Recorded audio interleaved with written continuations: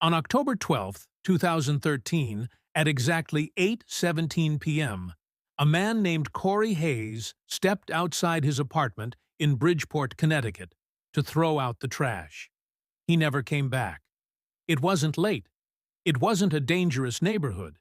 He was wearing sweatpants, a gray t-shirt, no jacket, no shoes. He was just taking out the garbage. And then he vanished. It wasn't like Corey to disappear. He was 29, a construction foreman, no criminal record, no substance abuse. He lived with his girlfriend, Jessica.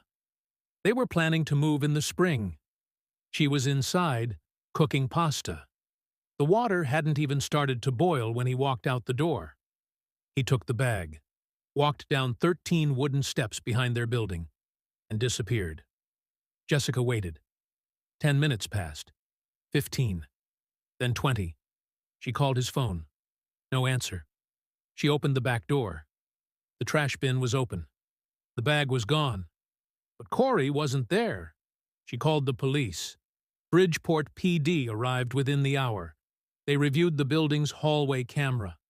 At 8:17 p.m., Corey walks out of the apartment, his shoulders slouched.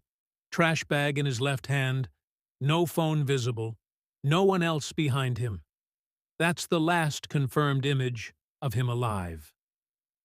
The alley behind the apartment was poorly lit. No cameras. The dumpster sat beside a row of broken fences and a single utility pole. But across the street, attached to a bakery, there was a camera. It caught something. At 8:22 p.m., 5 minutes after Corey left, a car passes the alley. It slows down. Brake lights flash. And there, caught in a brief second of headlights, a figure runs across the alley. Just a shadow. No details. But the timing was too perfect to ignore.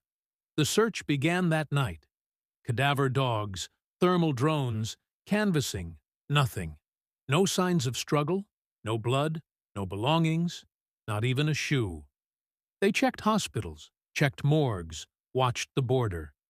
It was as if Corey had stepped into the dark and never stepped out.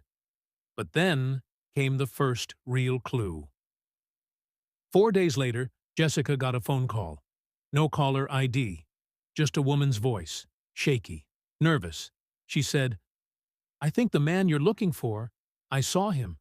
In an old house, near Maple and Vine. I think he's still there." Then the line went dead. Police rushed to the address. It was a boarded-up property, abandoned since 2009. They broke in. It was empty. But something in the back room caught their attention. On the floor, covered in a thin layer of dust, was a faint trail, as if something had been dragged. Still, no fingerprints, no blood, no Corey. They traced the call. It came from a burner phone, activated that morning, never used again. 2 weeks after he disappeared, Jessica got a text message. From Corey's number, it read, "I'm sorry. I can't come back yet. I'll explain soon." Police traced the signal. It pinged from deep inside the Pine Island Nature Preserve, 40 miles east. A swampy, silent place with no roads and no reason to be there. Search teams arrived by morning. They found his phone, dead, hidden between 2 rocks beside a pond. Still dry. No fingerprints. Just dead silence. So what happened? Did Corey send that message? Or did someone want them to think he did?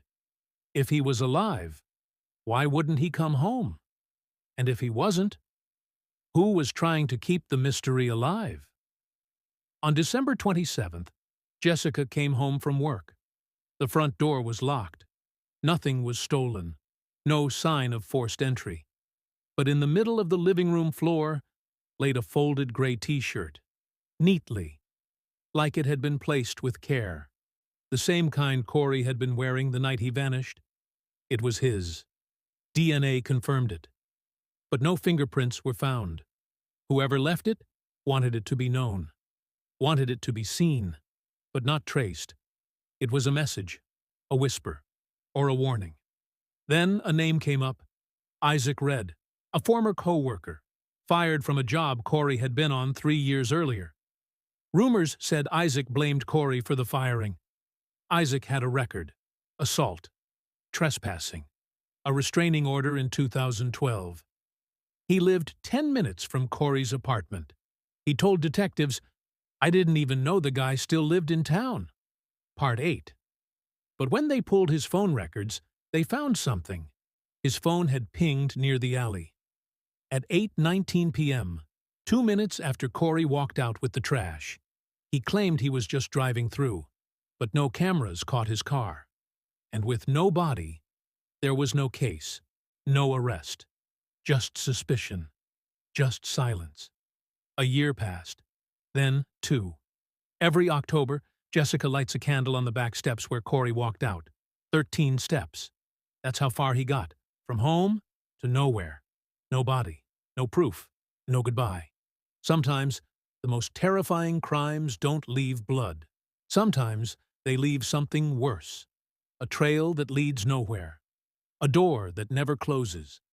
A silence that speaks louder than anything else.